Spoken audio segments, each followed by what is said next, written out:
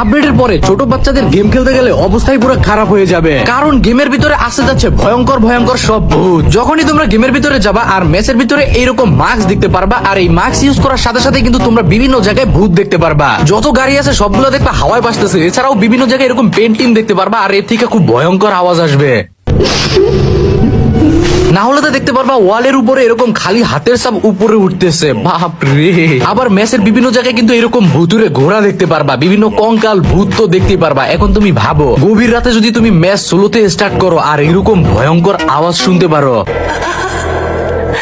একটাবার ভাবো তোমার অবস্থাটা কি হবে। এইরকম ভুতুরে জিনিস সব তোমার পিছে পিছে দৌড়াবে। এই ভিডিওতে লাইক দিয়া, ফলো দিয়া, ভিডিওটা শেয়ার করো তোমার সেই বন্ধুকে যে ভূতেকে অনেক বেশি ভয় পায়। নেক্সট আপডেটে তো সবার অবস্থা পুরাই খারাপ করে দিবে ভাই রে ভাই। যাই হোক, তোমরা যারা টুর্নামেন্ট খেলতে চাও বা খেলা শিখতে চাও, যে কোনো ব্রাউজারে গিয়ে সার্চ করো গেম ক্লাব ভিডিও। ওইখানে তোমরা রাত দিন 24 ঘন্টায় সকল প্রকার টুর্নামেন্ট ম্যাচ খেলতে পারবা।